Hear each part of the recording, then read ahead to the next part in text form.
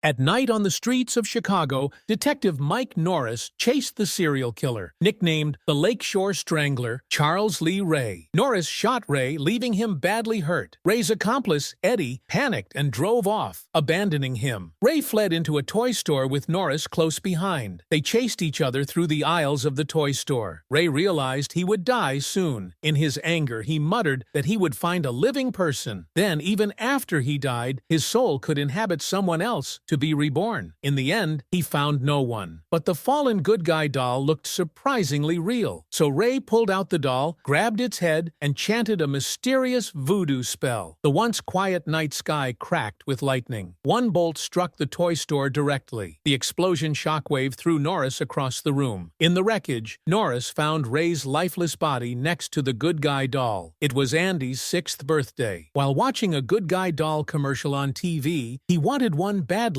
The thoughtful Andy made breakfast and brought it to his mother Karen in bed. Karen was a single mother raising Andy alone. He urged Andy to open his birthday gift quickly. When Andy saw the gift, his smile froze because money was tight. Karen couldn't afford a proper present. She had bought a pair of jeans from a thrift store instead. Jeans that would last Andy several years. Seeing Andy's disappointment, Karen knew the gift he truly wanted was a good guy doll. One day at work in the department store, Karen's co-worker Maggie told her a homeless peddler outside was selling a used good guy doll at a low price. In the store, a new good guy doll cost $100. Here, the peddler asked only $50. Karen examined the doll. It matched the one in the ad exactly. After bargaining, she bought it for $30. Andy was overjoyed when he got the doll. When they interacted, the doll could move its eyes and introduce itself by name, saying it was called Chucky. That night, Karen had to work late, so she asked Maggie to stay at the apartment and watch Andy. It was late, and Maggie wanted Andy to go to bed early. But Andy insisted Chucky wanted to watch the 9 o'clock news. Maggie did not believe him. She thought it was just an excuse. She turned off the TV, holding Andy in one arm and Chucky in the other. She led them into the room. Maggie went to the kitchen to do the dishes. While she was washing, she suddenly heard the TV sound from the living room. She rushed over and saw the doll once in the bedroom, now sitting on the couch facing the TV. Meanwhile, the news was reporting Eddie's movements. While being escorted to court by police, he had escaped from custody. Thinking Andy was being playful, Maggie angrily turned off the TV and took the doll. She found Andy in the bathroom and chided him to be good. Then she settled Andy in bed, still holding the doll. Andy was bewildered. He meekly told Maggie he had not turned on the TV. Maggie clearly did not believe him. Later, while Maggie sat in the living room reading, the bedroom door opened quietly. Maggie heard soft footsteps, da-da-da, and assumed Andy had come out. She followed the sound, but found no one. From the kitchen came a noise. When she investigated, she saw only a bag of flowers spilled all over the floor. Was it mice? While Maggie stood confused, her phone rang abruptly and startled her. It was Karen. Because she did not want Maggie to worry, Karen said nothing about what had happened earlier. She hung up. Maggie went to clean up the kitchen. At that moment, she noticed something at the window. Maybe something hiding there. She moved a potted plant aside but saw nothing. In the instant she turned her head, a hammer slammed hard against her forehead. Terrified, Maggie backed up and smashed through a glass window. She fell from the 6th floor to the ground below. When Karen got off work, the police had already cordoned off the area downstairs. Karen rushed home. Thankfully, Andy was safe. From Norris, Karen learned the news of Maggie's death. She was heartbroken. She had spoken to Maggie earlier on the phone. She had seemed fine. What had really happened? The police found small footprints in the flour. They checked the shoes in the closet, but the footprints did not match Andy's shoes. At the time of the crime, only Maggie and Andy were in the house. If the footprints were not Andy's, whose were they? Norris remained silent in puzzlement. Clever Andy discovered a key clue. Chucky's shoes had flour stuck to them. Andy hurried to tell Karen this, but Karen thought Andy was making things up and paid no attention. That night, Karen heard Andy talking to someone in his room. Fearing an intruder, she turned on the light. To her surprise, it was Chucky. Andy told Karen that Chucky often talked to him. He said Chucky's true name was Ray, and that his dead father had sent him down from heaven to play with Andy. Ray had also told Andy that Maggie was not a good person and would eventually face retribution. Seeing Andy acting strange and speaking to a doll, Karen was shocked. Andy insisted Chucky was alive. Karen did not believe him. She thought these were just stories from her son and feared he had become obsessed with the doll. Holding Chucky, Karen said, "It's just plastic and stuffing, just a toy, not a real person." Sensitive Andy knew how sad his mother was about Maggie's death. He said nothing further and instead promised Karen he would never tell stories again. The next day, under Chucky's influence, Andy skipped school. The two took a train, seemingly heading somewhere important. Along the way, Chucky occasionally whispered into Andy's ear. Eventually, they arrived near an abandoned, run-down house. It turned out to be Eddie's hideout. While Andy went to tinkle, Chucky quietly slipped into the kitchen. He turned on the gas and left it running. Hearing strange noises, Eddie thought the police had found him. He rushed into the kitchen and without hesitation fired his gun. The shot ignited the gas, causing the entire house to explode. Eddie was instantly killed. That was the price for betraying Ray. Karen was called to the police station after learning that Andy had been at the scene of the explosion. She was on the verge of a breakdown. Andy told everyone that Chucky had done everything. He begged Chucky to admit the truth in front of everyone, but Chucky remained completely silent. Frustrated, Andy hit the doll several times. No one believed his story. The psychiatrist present suspected that Andy had psychological issues and decided to keep him at the hospital for observation. Karen took Chucky home. While cleaning up the packaging box, she noticed that the battery pack inside was still sealed. That made no sense. How had the doll been talking without batteries? To find out, Karen checked the battery compartment inside the doll. It was empty. That was beyond strange. Suddenly, Chucky spoke, startling Karen. Her hands trembled, and the doll fell to the floor, rolling under the couch. Summoning her courage, Karen reached down and pulled Chucky out. She demanded that he talk again, but this time, Chucky remained motionless. Karen lit the fireplace and threatened him. If he didn't speak, she would throw him into the flames. Her threat worked. Furious, Chucky began shouting obscenities. Then, he bit Karen's arm viciously before fleeing through the elevator shaft. Karen tried to chase him, but it was too late. He had escaped. With no other choice, Karen went to the police station. At the entrance, she ran into Norris and told him the truth. Andy hadn't lied. The doll was alive. The one who killed Maggie and Eddie was Chucky. She even showed Norris the bite marks on her arm, saying the doll had done it. Now that Chucky was on the loose, they had to catch him fast. Norris looked bewildered. The idea of a murderous doll sounded impossible, but determined to clear Andy's name, Karen decided to find Chucky on her own. She tracked down the homeless peddler who had sold her the good guy doll. The streets were dangerous after dark. When Karen asked about the doll's origin, the man suddenly turned hostile and tried to rob her. Just in time, Norris appeared and stopped the attack, rescuing Karen. He interrogated the peddler, and the man confessed that he had found the doll in the wreckage of the burned-down toy store. The revelation shocked Norris. That was the exact place where Charles Lee Ray had died. After dropping Karen off safely, Norris drove away, planning to head home and rest. But Chucky had already hidden in the back seat of his car. While Norris focused on driving, Chucky suddenly jumped up, looping a cord around his neck, trying to strangle him. In a desperate moment, Norris grabbed the car's cigarette lighter and pressed it against Chucky's face, burning him badly.